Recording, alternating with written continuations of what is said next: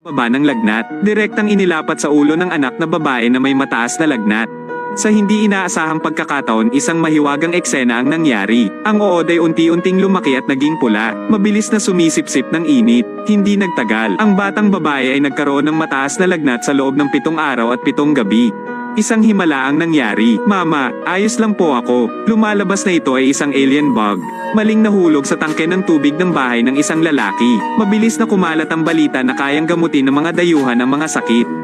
Sinasamba ito ng lahat na parang Diyos. Isipin nito ay isang mascot. Hindi alam na ito na pala ang simula ng sakuna. Isang araw may nadiskubreng surot ang isang aso. Samantalang ang halayan nitong katawan ay agad nitong dinilaan. Sinong mag-aakala na ang uod ay dinilaan hanggang sa galit? Dumyugo sa bibig ng aso. Agad namang nakontrol nito ang aso. Sway pauwi. Nakita ng may-ari ang aso. Hinawakan ito ng isang kamay. Natuklasan niya na malamig ang katawan ng aso. Kaya nagpasya siyang bigyan ito ng mapusok na halik. Tumingin sa batang babae na may sigasig na parang apoy. Gumalaw muli ang salagubang. Hintayin na bamuka ang bibig ng dalaga. Ang swerte ay ang mahalagang sandali. Nagnakaw ng aso ang selosong boyfriend. Nakatakas ang bagong babae. Pagkatapos ay gumala ang aso. Maghanap ng bagong host. Isang bagong mayaman ang humihitip ng sigarilyo. Nakatitig ito sa nouveau riche na ito. Nagalit ito, bumuga ng usok sa aso. Sa oras na ito, nakahanap ng pagkakataon ang surot na makapasok sa bibig ng lalaki.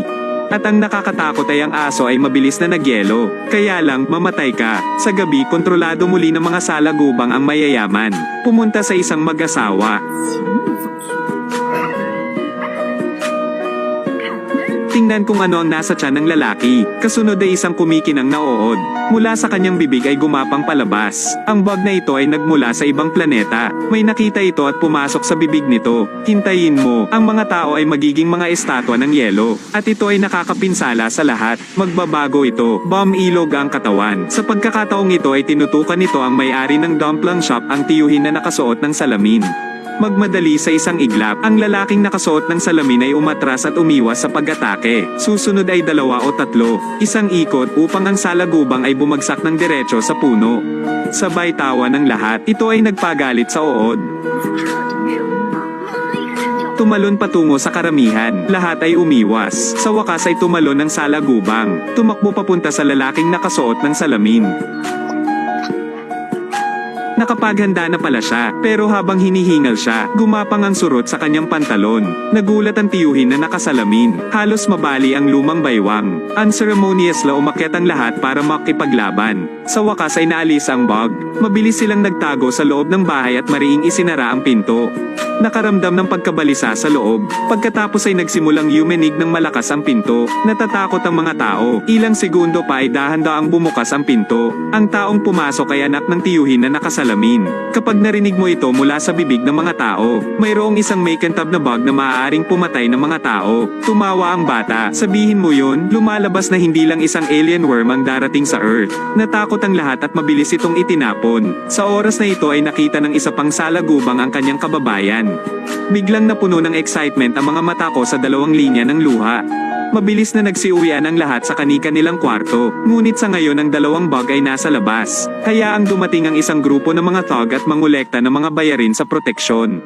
Sa pamamagitan ng patuloy na pag-upgrade, ito ay nagiging isang higanteng salagubang, kahit na mating on the spot. Matapos lamunin ng babae ang lalaki sa huling pagkakataon, hindi mabilang na mga itlog ng insekto ang sumabog. Ang lahat ay lumabas at naghahanda upang labanan ang mga bug. Muli, natulala ako sa eksenang nasa harapan ko. Ang lupa ay puno ng mga itlog ng insekto. Umikot sila para sinipa ito, ngunit ito ay mas matigas kaysa sa bato at hindi maaaring durugin.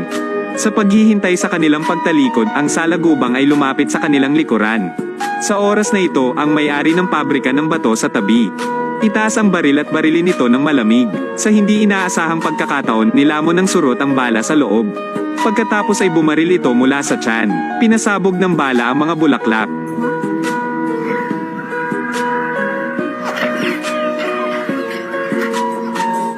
Matapos kumalma, ang bug ay kakaibang nawala. Pagkatapos ay mayroong isang maliit na uod na ang shell ay nabasag. Umakyat ka dito. Kinagat ng alien bug ang isang lalaki sa puwitan. Hindi ko ito matitinag kahit anong mangyari. Ang lalaking may suot na salamin ay kinailangang humiga sa mesa. Pagkatapos ay kumuha ng steel bar na kumakatawan sa diwa ng golf.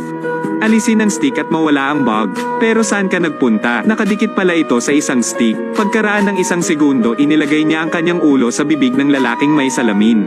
Oh, yung amoy. Nakita ito ng matabang lalaki at sinabihan siyang humiga. Maghanda na gamitin ang parehong paraan upang iligtas ang mga tao. Nang makita ang lalaki na may suot na salamin, mabilis niyang inilabas ang insekto. Sabihin sa kanya na maglayo ng mas tumpak. Pagkatapos ay ilagay ito muli. Ang tren ng pag-iisip na ito ay matatag din. Inihiga siya ng lahat. Buong lakas na tumama ang taong grasa. Ang bug na nahulog sa ice bucket ay nagyelo. Ihulog ito sa lupa at yurakan ito sa alabok. Takot pala sa lamig ang uod na ito. Okay, ito ang pagawaan ng yelo. Nakaisip agad ng paraan si James para sirain sila. Pumunta siya sa kusina at nagdala ng isang basket ng mga itlog ng insekto.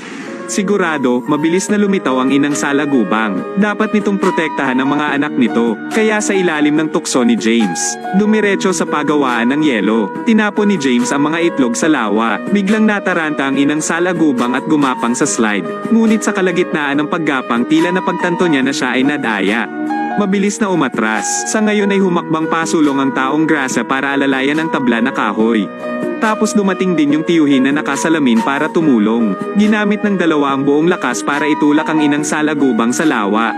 Pagkatapos ay ayusin ang temperatura ng tubig sa ibaba ng 0. Mabilis na tumayo ang inang salagubang. Ngunit sa sandaling ito biglang sumiklab ang apoy sa tindahan. Nagmamadali ang lahat para patayin ang apoy. Mag-ingat na huwag masira ang kordon ng kuryente. Mabilis na tumataas ang temperatura ng tubig. Agad na napuno ng dugo ang inang salagubang at muling nabuhay nilamon ang tatlong anak.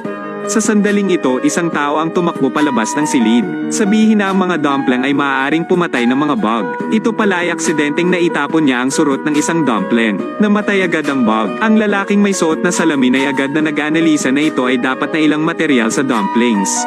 Pagkatapos ay itapon ang beans. Napalunok ito sa isang iglap ngunit ligtas pa rin ang uod. At lumura sa kanya. Pagkatapos ay itapon ang malaking piraso ng karne. Ganun pa rin ang resulta, isa pang subo ng laway ang tumalsik. Kaya ano ito, mabilis ang talino ni James. Ito ba ay hitso? Dahil natural na may epekto ang betel sa pagtataboy ng mga insekto. Lahat ng tao dito ay mahilig ngumunguya. So a few days ago, biglang may idea yung lalaking naka-glasses. Magdagdag ng betel sa dumplings. Kaya dali-daling naglabas si James ng isang pakete ng betel. Gwapo talaga ang pagbato ng isa. Lumipad diretso sa bibig ng malaking surot. Sa hindi inaasahang pagkakataon, nagkaroon ng reaksyon. Nagpumigla sa sakit ang salagubang. Sa dulo ay isang beach. Sa pagkakataong ito, ang mga taga-nayon ay hindi na natatakot sa mga insekto. Dahil gumawa sila ng lihim na sandata. Tubig ng betel yan.